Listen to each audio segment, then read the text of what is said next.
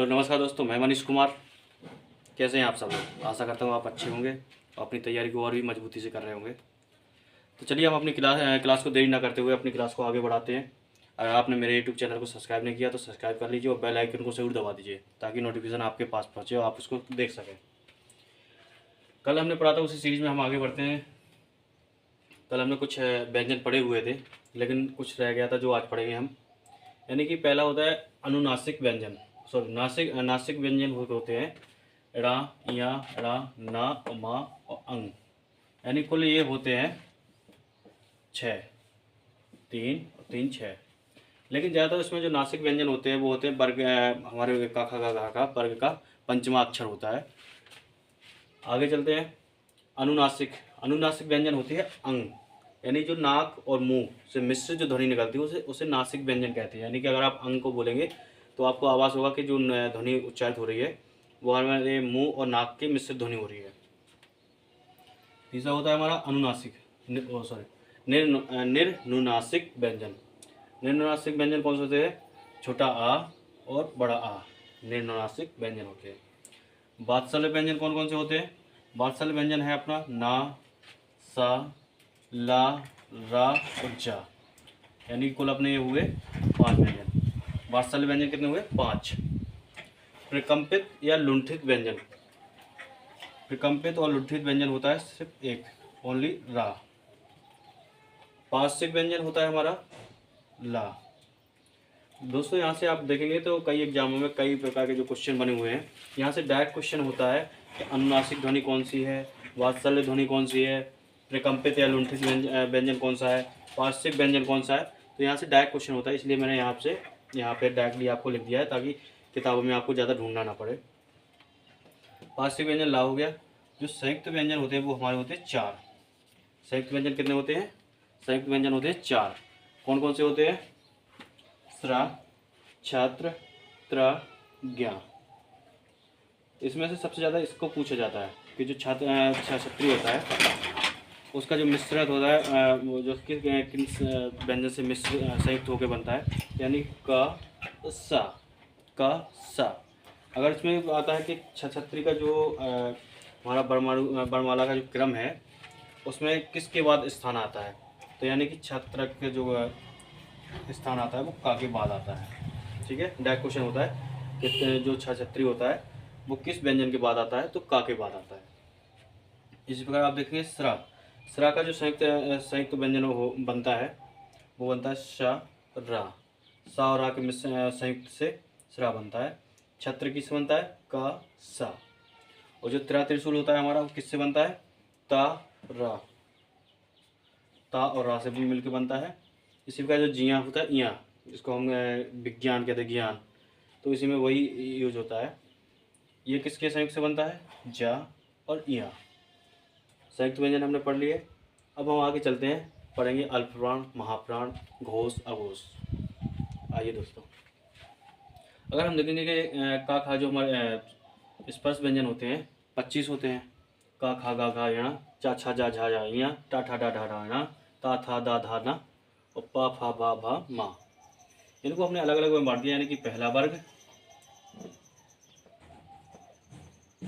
हुआ हमारा, ये दूसरा वर्ग है। यानी इस वर्ग के जितने भी सामने जितने भी व्यंजन आ रहे हैं उनको हम वर्ग में पढ़ेंगे। तीसरा वर्ग, चौथा वर्ग और पांचवा वर्ग। इसी प्रकार चलते जो अल्पप्रमाण होते हैं जिनको उच्चारित करते पड़े, जिनकी ध्वनियों को उच्चारण करते समय हमारी जो कंठ ध्वनियाँ होती हैं, कंठ ग्रंथियाँ हैं, उनको कम बोले तो ज़्यादा फोर्स नहीं लगाना पड़ता है, यानी कम ही फोर्स लगता है, तो उन्हें अल्पप्राण कहते हैं। अल्पप्राण में कौन कौन सी ध्वनियाँ हैं? पहली, तीसरी और चौथी। यानी कि पहला, तीसरा, चौथा, पहला, तीसरा, चौथा। अगर बोले तो अल्टरनेट भी कह सकते हैं हम इसमें, पहला, तीसरा, चौथा, डायरेक्ट पहला, तीसरा, चौथा। ठीक है ना दोस्तों? एक मिनट, मुझे यहाँ पे थोड़ी लग रहा है कि जैसे कोई मिस्टेक हुई हो, देख लें एक मिनट किताब में।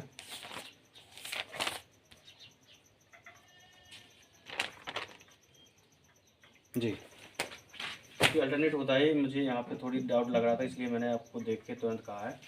ये अल्टरनेट चलती हैं, जो अल्पप्राण ध्वनियाँ होती हैं वो हमारी अल्टरनेट होती हैं। इस तरह से, यानी कि पहला, तीसरा, पांचवा अक्षर जो होता है अल्पप्राण होता है। इसी के साथ अंतःस्थल, अंतःस्थल कौन से हमारे, या, रा, ला, वा, वो भी हमारे अल्पप्राण ही होते हैं। स्वर जितने होते हैं हमारे ऋ को छोड़ के, स्वर यानी 10 स्वर हमारे अल्पप्राण होते हैं। और वर्ग का पंचमाक्षर ये भी हमारा अल्पप्राण होता है।